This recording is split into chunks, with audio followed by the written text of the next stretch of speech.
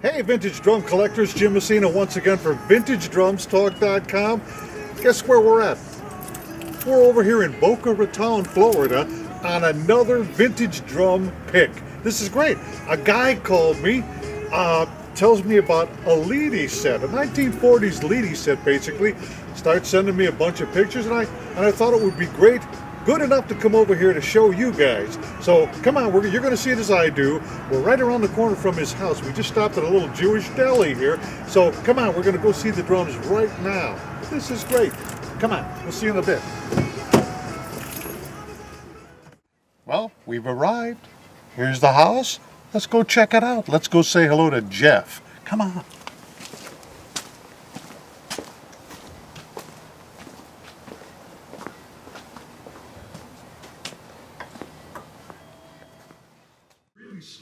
But it had all the aspects of a time capsule that looked like the guy just got off the set and packed up for the night, and that was it for him. Yeah. So let's see what we got. I'll turn on some lights. And terrific. One. Well, you guys, here we are. We're in here. Jeff has stepped outside for a moment. We had a little chat with him, and this array of boxes with plastic bags are the drums that we came here to see.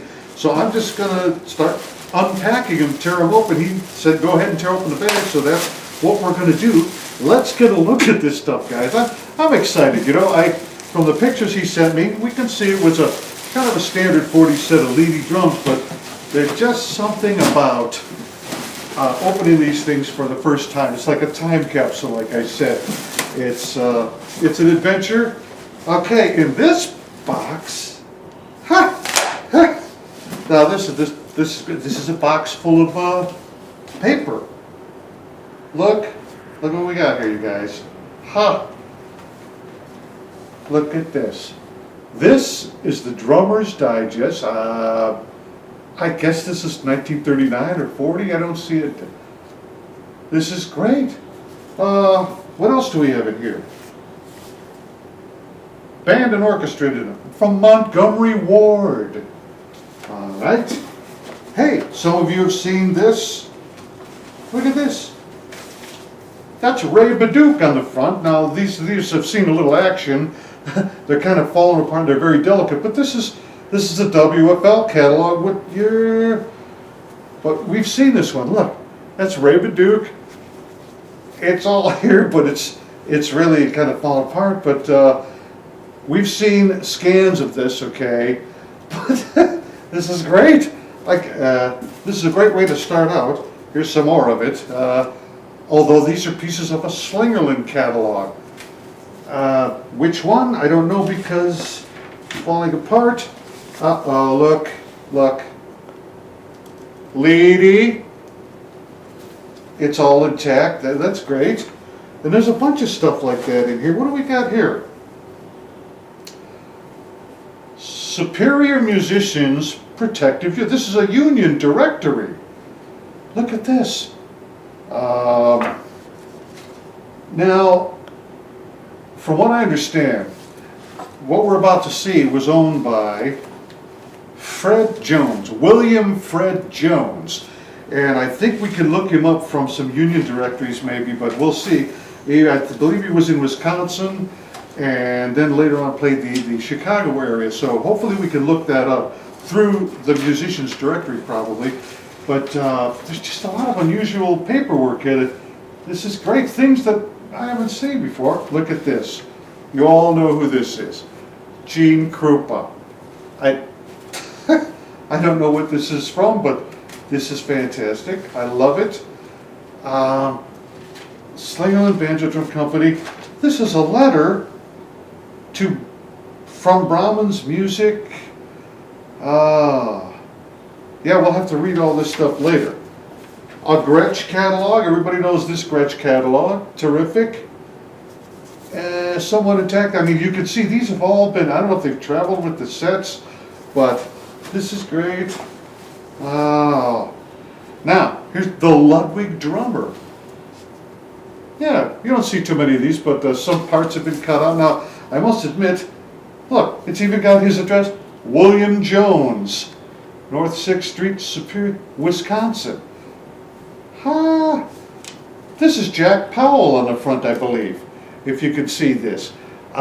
His shtick was to play in blackface. In those days, that was his thing to do, as politically incorrect as that is now, but Jack Powell was famous for that. Very interesting. Some drawings here for a sock cymbal foot pedal. We can go through a lot of this. I'm just glossing over quickly, but this is great. Look. Slingerland Radio King, but here's Gene Krupa on the front. This is a calfskin head. I guess it's an extra head that Jack carried, or that, not Jack, Fred, not there. I don't know if this was an extra one, but it's got some tape on it. Radio King head. Terrific. And in the bottom, we've got a cymbal that, a lot of the stuff I find has, spider webs and mouse droppings and things, so that's where you get this kind of stuff. But this, I can't see if there's a Zildjian stamp on here or not. Okay, wait a minute. This probably could be a Zenjian or an Alijian. Super thin, that's very indicative of the day. And you can see this box, has a lot of junk in it. I hear these were stored in an attic since 1966. Hence, you can understand, I guess it was up in Wisconsin, but with all the weather changes, I'm surprised this stuff actually survived, because this paper stuff was just in here just like you saw it, not protected at all. Very interesting, and we'll go through that in depth a little later. But let's see what else we have here. Here's another box. Tear this open. Cymbals. Now, this one is cracked at the bell, but see how easily it bends? These are indicative of the day. These were, super thins. They would kind of collapse with their own weight. They were so thin, see? Others. I'm not looking for stamps. Okay, this is this is a Zildjian. Okay.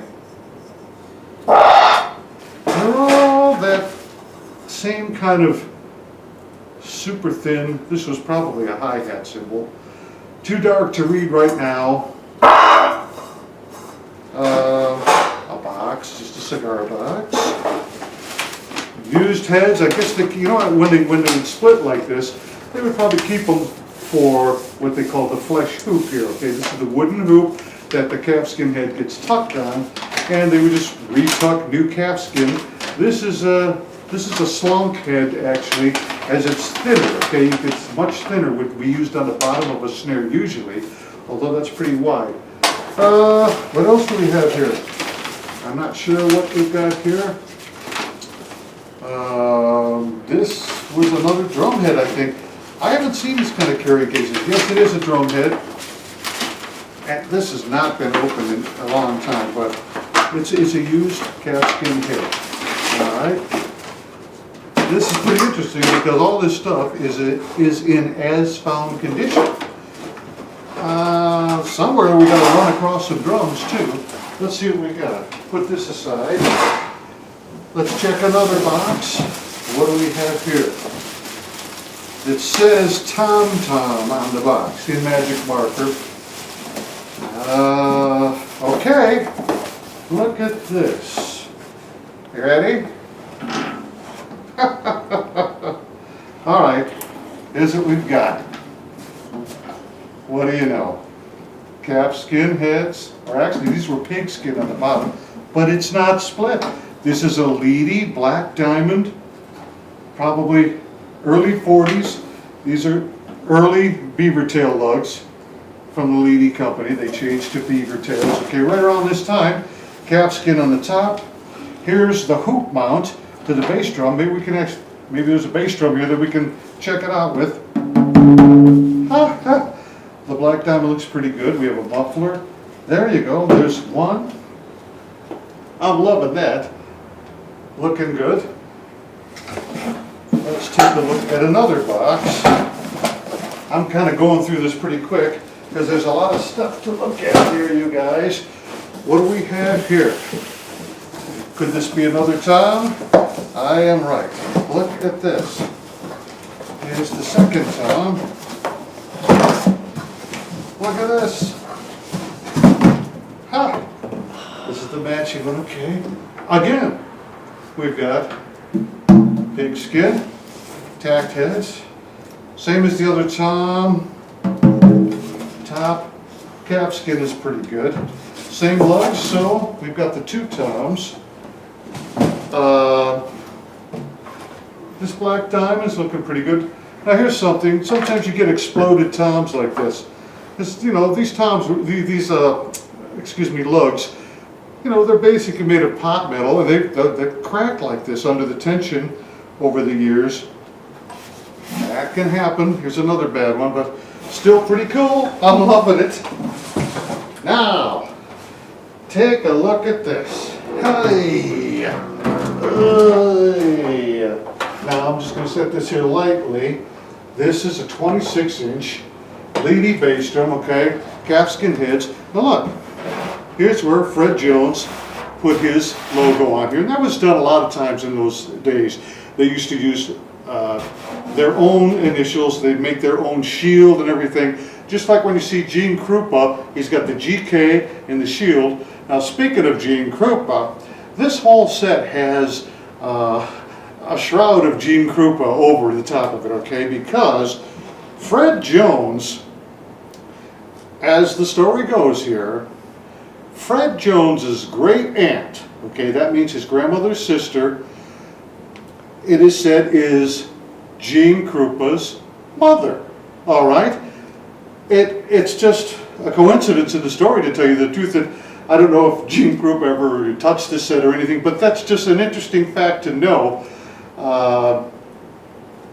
Look, we can look that up and we can research that some more. Again, we got a black diamond Leedy bass drum, 26 inches, okay, and we've got technically gold sparkle inlays on the bass drum hoops, okay, and this is the earlier gold sparkle. Needs a little work. It's faded out. We've got a lot of rust to deal with the collar hooks and the single tension rods, okay. What's interesting though is this has the standard Leedy bar. This is where you attach the toms to, okay. Calfskin heads are looking pretty good. We have a drum key attached. Very interesting. Issues with rust and stuff like that. And I think there was some damage in. Now this wrap was called Pyrolin, okay, in the early days. It's not the same makeup as the wraps that we have today. This is more of a nitrocellulose based wrap. Very thin, and as you can see, we've got some damage here. That's a shame, but that's, you know, to find a set like this anyway. Look here, the seam coming up. We've got some wrinkles, Yeah, what happens is when they're in a heat source and then it gets cold, heat, cold, damp, you get rust like this. All this nickel plating would need to be redone. Got a lot of rust issues, but still, this is indicative of a bass drum, 1940s working drummer. We've got a couple of holes here, probably from an earlier rail mount. That's all I can assume, right here. All right, those are some issues there, and then you've got the bar that they ended up using for the toms. Pretty cool. It's got a light inside. Here's where the cable go. I just had the cable. There it is. You can see it there. Now these, you know, should get changed out because they could get pretty dangerous after all these years. But a very typical Leedy set from a working drummer. It has all the signs that this set was played a lot. Okay. I like that, especially with some of these repairs you see.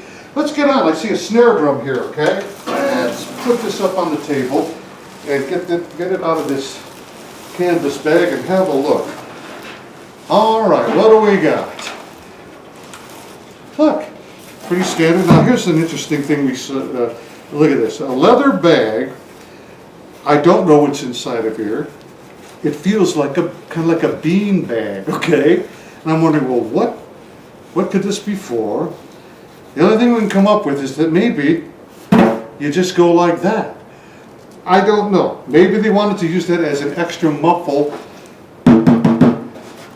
Usually something like this would be for a drum key. You know, you put a drum key in there, but it seems to be sewn up, intentionally closed up. So that's all I can think is that they want to flip it on top real quick. I've never seen that, but it does make sense.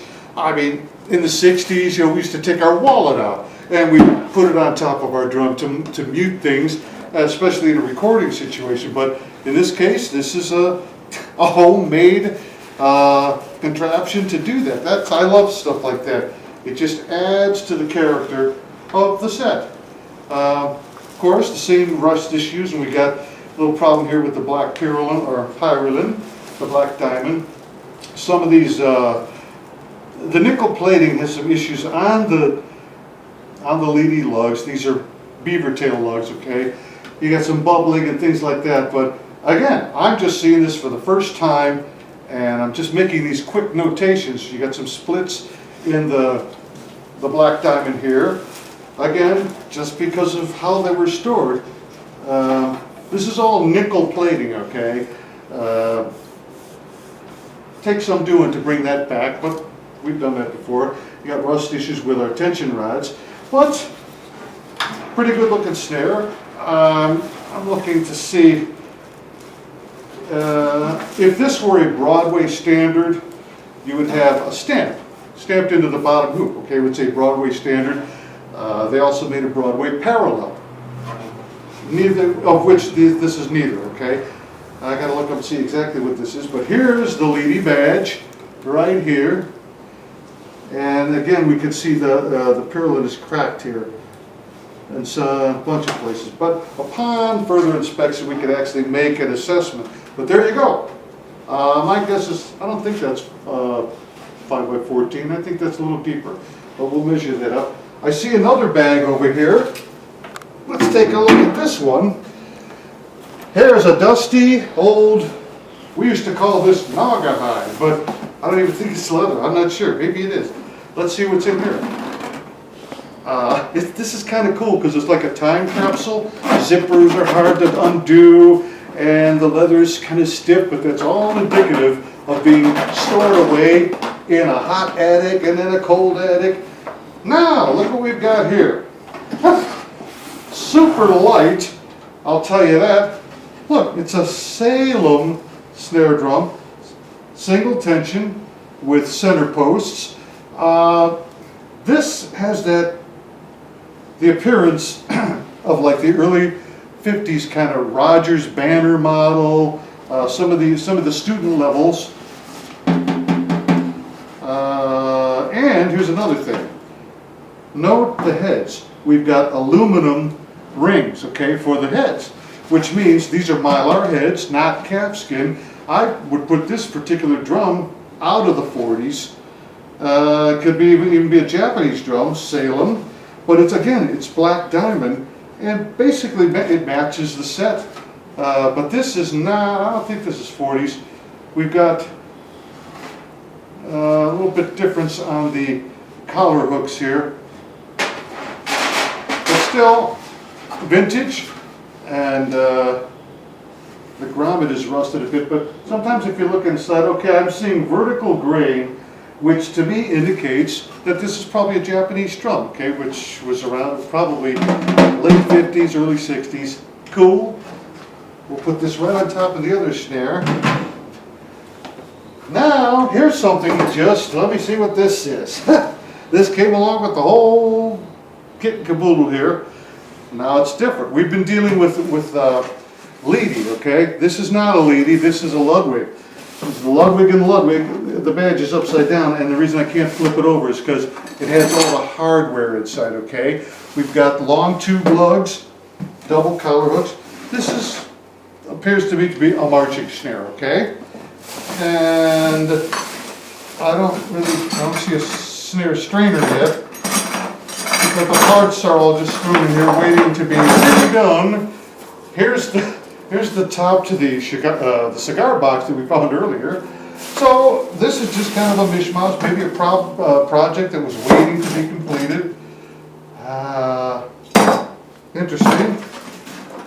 And we've got a couple of stands here. Let's see. Here's the hi-hat stand.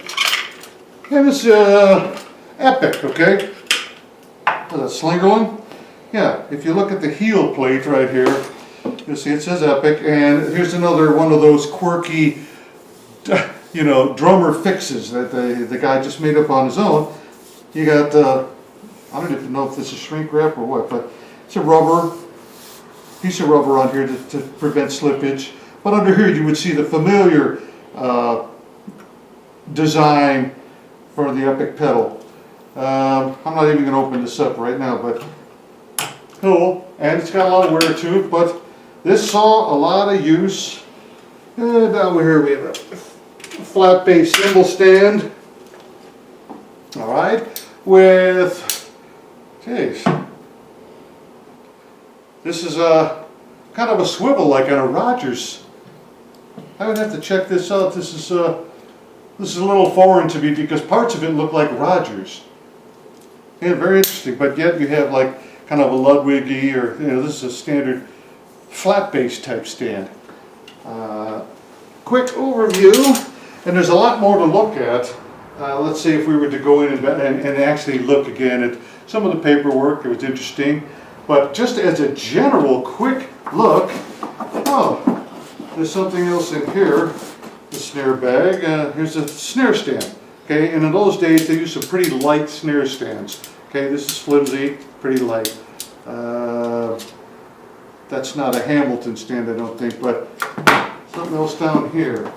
Not sure if I can even get it out, but it's on the bottom of this case, and I think it's supposed to stay here. Okay, here you go, sticks. Here's a practice pad. Portal practice pad. Nah, this is a WFL pad. Okay? See, all interesting stuff. It's like I said, it's like a time capsule of a working drummer. Here's another version of a pad that is just kind of frozen in place. Look at that. I can hardly bend it back. But again, these have been stored away since 1966. So this is a drummer's, this is almost looks like a student kit. Here you got some Ludwig Sticks, okay? I can't see, I don't know if they're 7As, but look, not too chewed up. They're pretty light. These sticks don't even want to come out of here. Here we go. US Mercury, 2Bs. These would be more like marching sticks and probably went to that marching shell that I showed you. And here we got some more pretty thick sticks. Look, they've been painted green and red. Don't know what the significance of that is.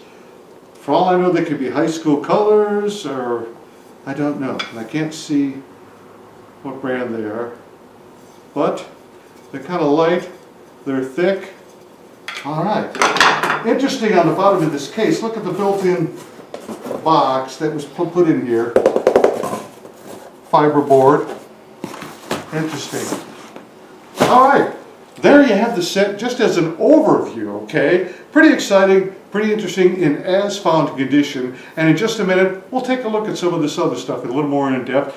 And I'm going to have a little talk with Jeff, okay, about the story of this whole array of drums that he came by, okay? Hold on, we'll be right back. Jim Messina, VintageDrumStock.com.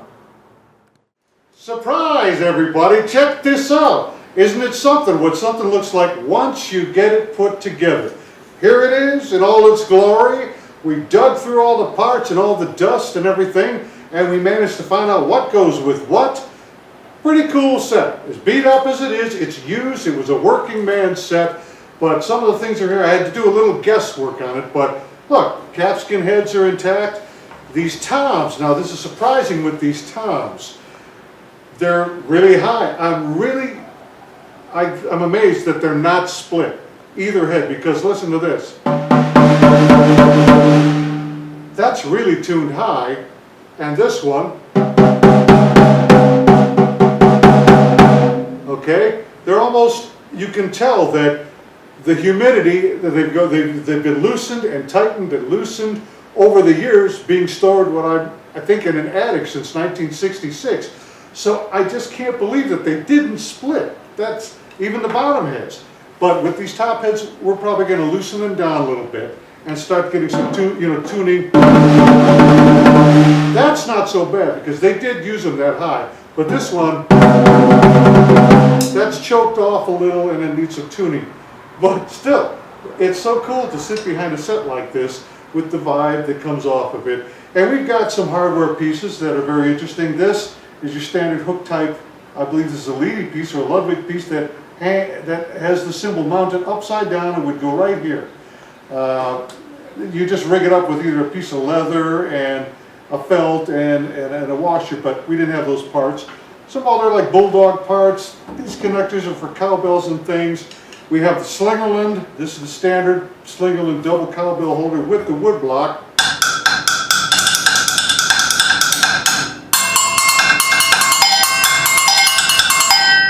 Still works fine. Now I rigged up the hi-hat here. This is an epic pedal, Slingerland epic pedal. The cymbals have taken a beating. This bottom one is, really bent up and it's actually cracked at the bell and all. So I just put it on the bottom. But just to give you the effect, we got it going. Not much of a chip to it, and it slips a little, but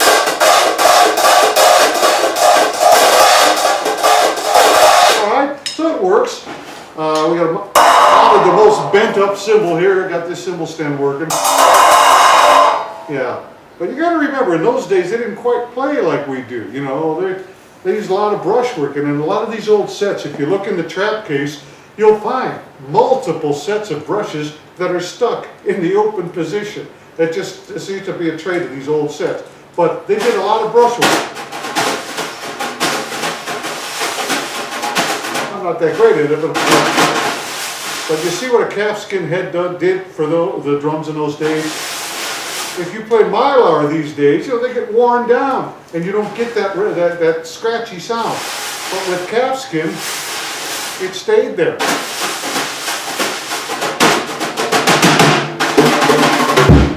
Bass drum. Now, there's the standard Slingerland hoop-mounted muffler, and I put it on the back here. I'll show that to you in a minute. But even the bass drum heads have survived. They're not split. But it's a higher note, but you still get this resonance coming off of it. It's nice. We found the parts for the pedal, all right, for the epic pedal, the Slingerland epic pedal that you've all seen. The lamb's wool beater is in great shape. Usually you find these with a bald spot on them. This one's great. Look at that. So he must have kind of been a light player, because this is the only one that was in the trap case. So what we've got here is a nice time capsule of a great Leedy set with some Ludwig parts mixed in. we still have to look it over a little more and do a little research on some things. Some paperwork back here that I want to look through, but here's the set in all its glory, with dust and all that. Maybe a couple holes right here where I believe there must have been a rail mount or whatever, but a lot of these things go unexplained, so I can check that out later. We've got rusted single tension rods here in posts. If someone wanted to restore this, you know, it could be done. This is the kind of thing I do all the time. You've seen my videos, I love the rust. The more rust, the better. It's a challenge to me, and I feel so good, and I get a lot of pleasure out of bringing these things back to life. But here it is. A great set, Fred Jones' set. We're going to look up Fred Jones and research him also. So stay with us. This has been a great pick. We'll have more on this set. See you guys later.